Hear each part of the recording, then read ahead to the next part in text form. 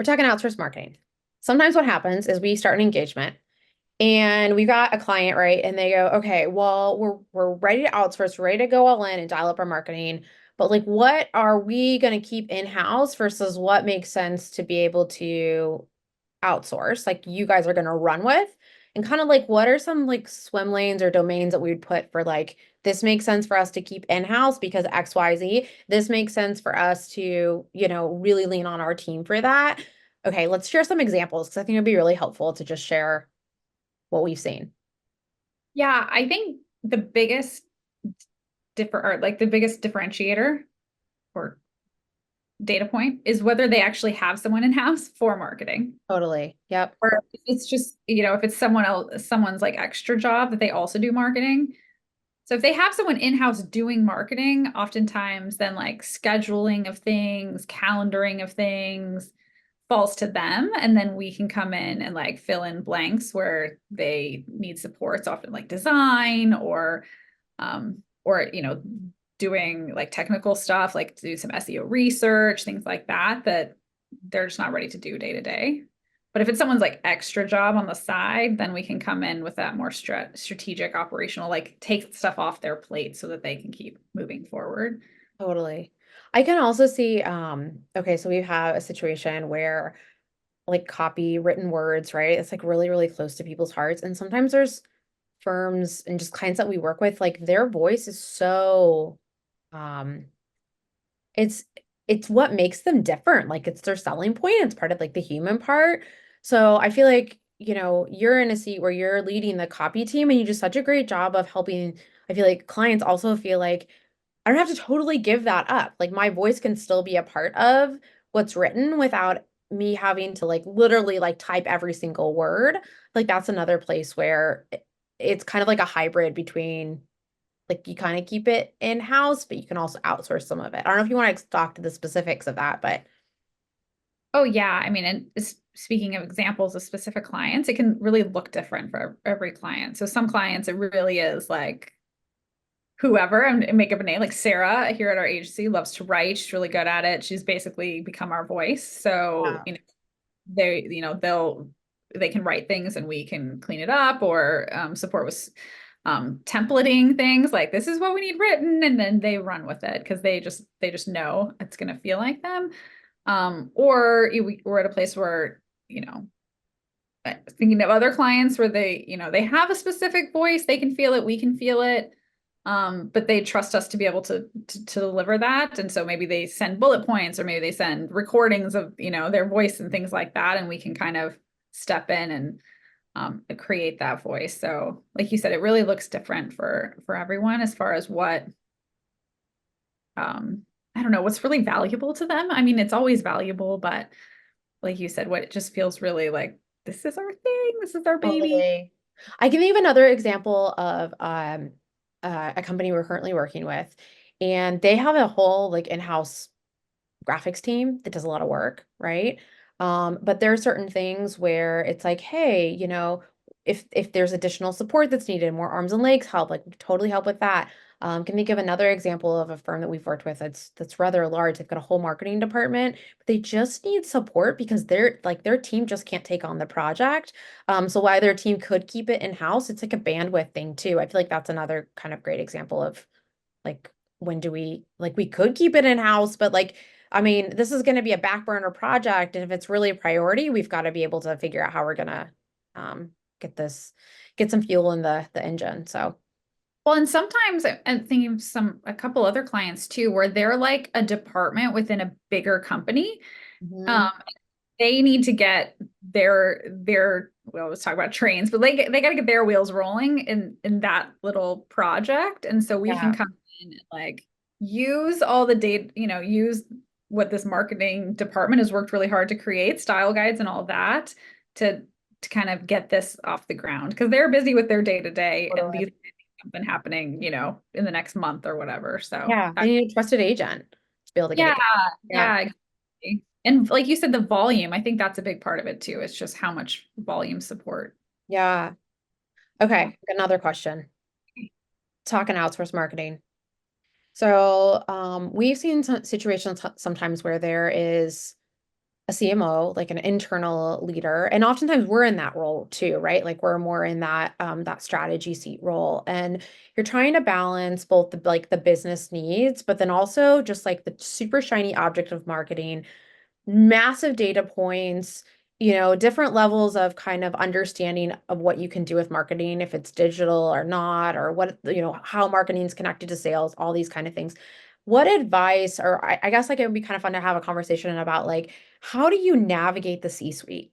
Just to make sure that we're constantly connecting it back to the business strategy. And you do such a great job of that, Tiffany, too. Like, being able to really hear the clients and connect the dots. So I love to hear about kind of some of those lessons learned along the way. I think not just for how we navigate conversations, but also for folks that are in more strategy roles. How do they make sure that they don't lose the strategic direction of the decision makers as we're proceeding forward? Yeah. I feel like that's the case with so many clients. So some clients are the founder and CEO, and that's our main point of contact. So that's a little different conversation, but oftentimes our clients are someone in the business, or sorry, our day-to-day point person is someone in the business or that marketing person. Mhm. Um, and they do have that tough task because at the end of the day, everyone wants leads, which equals sales, right? Like everybody just wants more Growth. clients. Yep. Yeah, and so trying to figure out how to connect those dots. I think we've spent a lot of time in conversations just turning down the noise, culling our focus down Yep. because there's just so many data points. And I think it's easy. I think this marketing world is just so like data, data, data, and there's so much data available. And Mhm. I feel like that's been kind of the buzzword of late.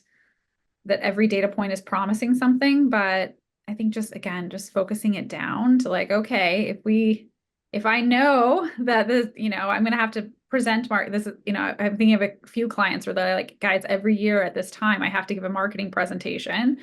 How am I gonna help connect those dots? So it's again, it's helping them say, okay, you need 5 leads or whatever it is. Right. Here's show your lists have grown or this many people are coming to your site or not even your site but like this particular landing page that we've built for this project. Just I think zeroing it in a little bit is the answer because it's just so easy to. I know, go all over the place. I feel like there's like a million and one dials you can turn, which is very easy to do in marketing. Because we get all the noise, right? So I totally resonate with what you're saying of like, okay, let's not turn up the volume on everything. Let's just turn it up on the right piece that connects back to the business strategy. And that's where we really need to turn up the focus and the noise. And then we can turn it down there, or we keep it at, whatever the kind of state it is, and then turn it up elsewhere. So Yeah, and again, thinking of well, a couple specific clients. It's also, here's the buzzword, but it's also the target market or the niche, yep, right? So that really helps too. If they can say in those marketing meetings, presentations, if they can say, well, here's the I don't want to say growth, but here's the activity we've seen in this particular yeah, market, in this particular thing that we all know as a company is so important that we're hitting this client right now or this yep. prospect arena. I think that kind of helps too, so that it's not like, I don't know, it's just so broad. Mhm. Every like we need to reach these 500 million people and we're all going after them. It's just, Yep.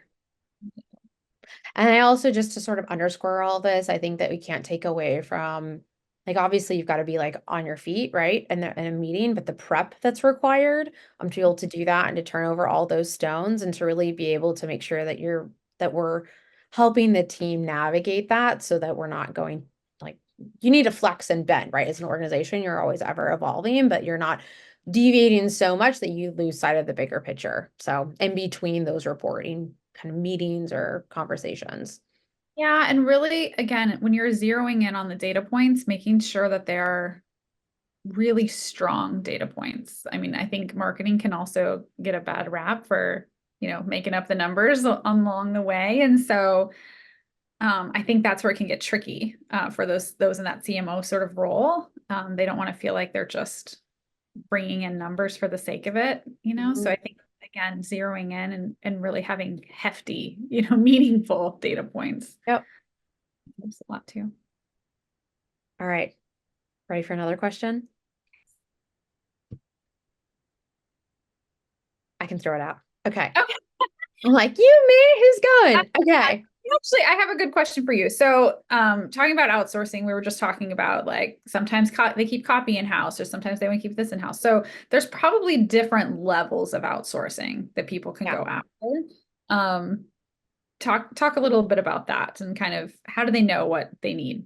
Oh my gosh. Okay. So I can think of a company. They were about, I don't know, maybe 150 employees at the time. And they had a situation where their Salesforce, which is their CRM, it needed to be customized so that they could like kind of like tweak and turn the dials, right? This isn't, it's kind of related to marketing, but it's an example of like we need something done quickly. So they went on, I think they ended up finding someone through Fiverr and they're like, we somebody stop the bleeding, like just help us turn these little tweaks and dials so that we can make the output stronger. And they're a big company, right? But they just needed to find a trusted agent to be able to slowly kind of adjust those styles as they proceeded forward. Um, I can think of another example if you kind of go up the food chain of you kind of go from like a kind of one-off quick piece to now we want to get like really specialized. There's another client that I can think of where they realized strategically they really wanted to work on SEO, Mm. but they wanted to like be in the thick of it. Like they wanted to see the back end of all the data and the numbers, and they wanted to help, with the manipulation of it and kind of like really like unpacking all of it. And so they worked with a outsourced SEO team that really were, they could like literally take them in the kitchen and like show them around. Like this is how we make everything, and this is, these are our processes and that kind of thing. So there's like kind of that like, okay, one off, I need like a quick provider. It could be a freelancer engagement. It could also be like a very special, like a specialized kind of partner. And then a lot of our clients are ones where they're like, okay, we need a whole marketing department, but we're not ready for that yet. But we need like strategy and all the other parts and pieces of marketing. And so that's a good fit for an agency. Or you might have like a marketing team of maybe 2 or 3 people and you need additional support both on strategy and implementation. Or you've got a whole department, marketing department, but you just need a little bit more like an agent, the trusted agent that can help you with a project, if you will. So it kind of depends honestly, like where you're at and you um can outgrow your provider. You could sometimes work with multiple providers at one time, but it really depends. There's a lot of things you can outsource and a lot of different ways you can outsource. So feel free to jump in. Yeah, no, can you tell us, I mean, maybe we both chat about the difference between sort of that specialty provider and like an agency. So, like you were talking about the SEO provider. So, how does someone know when it's like, I just want to focus in on this thing? Like you said, I want to know the nitty-gritty versus I need everything. You, Totally. Okay. So this is kind of like a catch-22 because you could go with an SEO provider. Let's say, like, I'm just going to specifically work with an SEO provider. But if you're leading that engagement, you're also helping with the input to make sure that it connects not only with the business goals, but then the kind of the umbrella of all of the other marketing. So you just want to make sure if you're leading that initiative, that either you or the individual that's leading it is seeing how those efforts kind of like sweep across the company at large.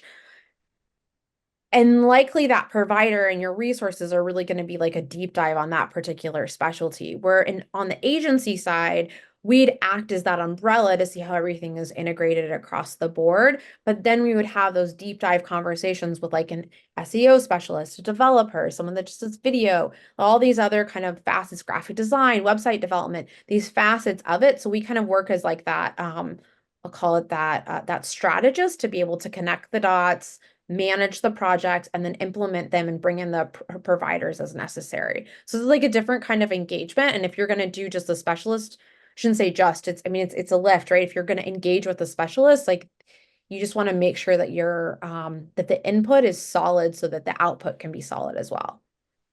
yeah. And what about, I don't know if we talked about like a business consultant or like a CMO sort of role. Like, how would that differentiate? That's a good question too. Okay, so, and feel free to jump in here.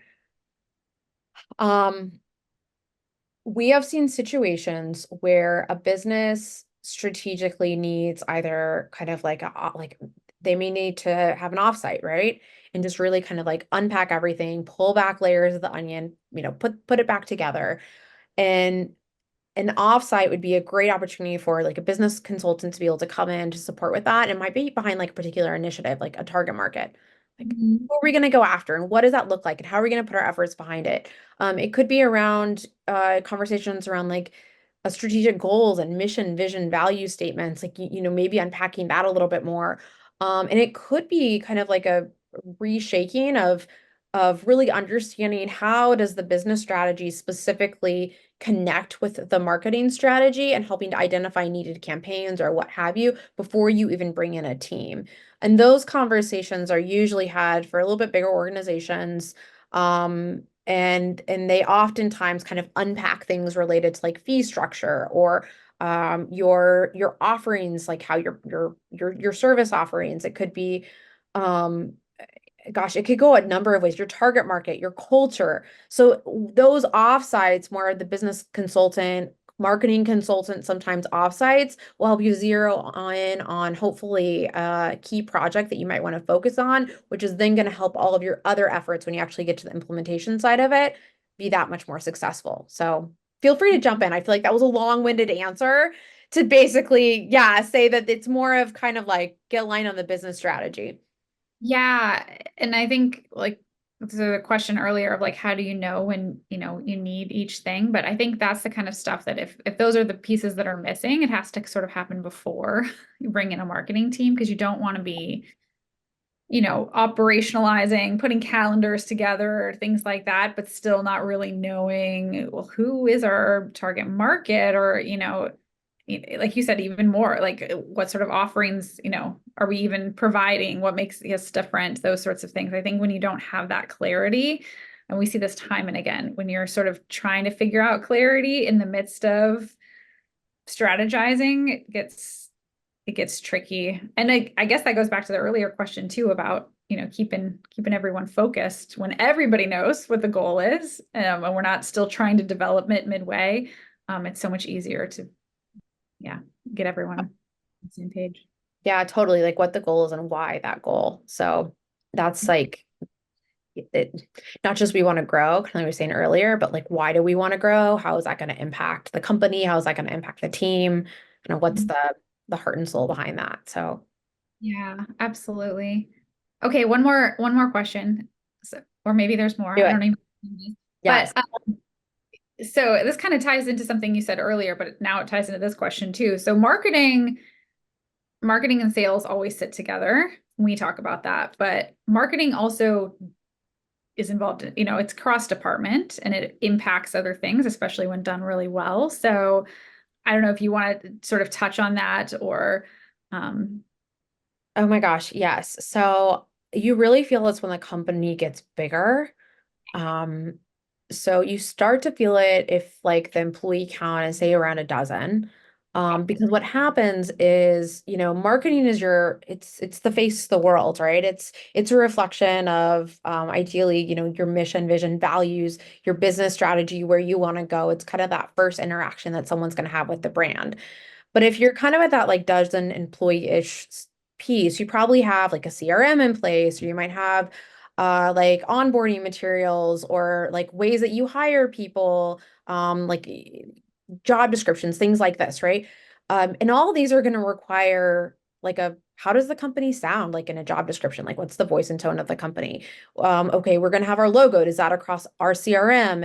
And what does our training look like? And is that feel like the brand, the voice, and everything kind of exuberate through all these other parts of your business. And so that's when you start to see marketing really plug into other, even if they're not kind of coined like departments, but other parts of the business. And then as you grow, so now you're like, let's say like kind of 75 employees, 150 employees.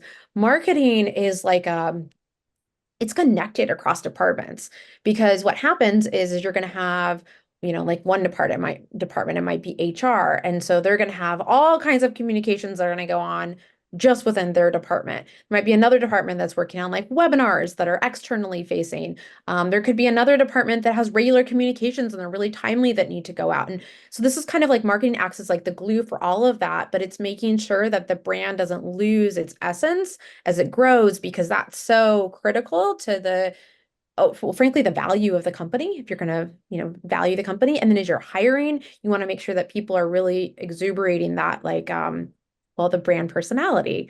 And so, like, who the brand is and how they show up, which you can totally talk more to. So, yeah, Yeah, no, I was thinking one particular client who I don't know their employee count, but I think it was around a dozen, and they were struggling to hire, right? They like weren't attracting the right people. And it was having those conversations with us, the marketing team, where all of a sudden it was like, this is what makes you really special. We need to go positive with those things that are making you really special. And then totally, everything trickled down. Like the visuals became really obvious for, for social media posts around that hire, the job description, everything just became really clear because everybody knew this is what your brand is about. So yeah, it definitely matters cross department. totally. Okay. Any other things with outsourcing we should chat about? Oh goodness, all the things. I feel like we could do this for a long time. Yes, I think we're Okay. One good. last rapid fire question. Yes, If okay. we're talking big picture, what's the best way to identify your ideal prospects? This is Oh, very that's a rapid fire important. question. Yeah, sorry, I know that's not a very good rapid fire question. I love it. This is not, I should be asking you something really simple that you can respond to, like where's your favorite place to vacation? Okay. So let's just unpack that a little bit and then we'll Yeah, put let's a talk bow about around it. No, that's a really good one. Because we were saying earlier, it's, if you're going to work with a business consultant, that can be a big part of it is kind of figuring that all out. But just even in the marketing level, the best way, this is a rapid fire question, the best way to identify your ideal prospects. I don't know, who do you love to work with and who's bringing in good money? Which is not always the same. So we'll start with the first one. Who do you love to work with? Do you want more of those? There's all kinds of tips out there about, putting them all on a spreadsheet and, how much money are they bringing in and which are the ones that you want to call more and things. But that's really the answer, who you really, really are good at serving. Um, there's data points you can look at too. So just you can kind of look at your if you kind of, yeah, I'll say this. If you have a starting point of who your ideal clients are, so, maybe we'll use the obvious one, retirees. You can start to look at your data and see like, well, Totally. most popular blogs that the people are reading, which newsletters are my clients actually opening. Those sorts of content data points can help kind of go, okay, we tend to write. Validate it. Yeah, I think that's happened with a few clients too, where they're like, we've been writing a lot about this particular thing. We have one client in particular who was one person in their, I'll be vague about this, so I don't call them out, but one person in their firm had a previous job. And so there was an obvious connection there of the kinds of people that they could serve. And it just became obvious, like, we put stuff out, everybody loves it. Well, we should just put more of that out, and we should, Natural. just make that a target Totally. because people eat it up every time we post it. So I think that can make it Ugh, obvious. there's so many ways to unpack that. I'll just say I'd encourage um if like folks, if you're thinking about like if you're going to narrow down a target market, spend the time on it because it's one of those forks in the road with your business where then you get behind it. And if you're going to get behind, there's a lot of effort. So you don't want to just kind of do this stuff like willy-nilly. It's you want to take the time to invest in it as a team. And depending on, I mean, if you're smaller, right? Then you're in a more of a decision-making hat and you can have those tough conversations, but then act accordingly. But it's worth the time and energy to put behind either hiring a consultant or doing an offsite or working, whatever kind of that makeup looks like. But to really kind of unpack that because I mean, then you start aligning everything behind that strategic decision. So Yeah, and like you said, if the whole team can be behind it, that's the yeah, best. Because it'll, reminds me, go ahead. I was gonna say we've seen it get a little tricky when like some people are super excited, some people are not. The flip side is I'm thinking one particular client, they have a new target market and everyone's excited. Website's gonna be about it, social's gonna be about it. So the opportunities are immense because they're ready to go all You're in. So behind it, which is yeah. totally, so it's like what I was gonna say too, is like sometimes it's really scary to get behind a target. Especially if you're like you come from a second generation of owning a company, you don't want to ruffle feathers. If you have a lot of different stakes in the game, like a lot of different players, but part of that leadership that we see that's so successful is when you do have a team or an individual that gets behind that and invest in it, and then that's really where you start to see that traction. But it's a hard call to make, but it's one that when you make it, it's kind of where it all starts to funnel into. So, Yeah, and it doesn't always just okay, one more thing. It doesn't always have to be like a demographic, right? yep, So I people are like, well, we got to go after dentists or whatever. And then especially bigger firms, they're like, well, we're not all going after the dentists. right. So they start to know our clients are just into this kind of investment or like they like this kind of philosophy. How we serve them is different. And I think that can absolutely be a target market too. Yep. Even see with bigger firms, like sometimes how the targeting starts to happen is by geography and local. So it just depends where you are and kind of the bend of the strategy. So, ugh, so okay, Yeah. we could talk about this for a whole nother thing, but super fun. Yeah. Thanks.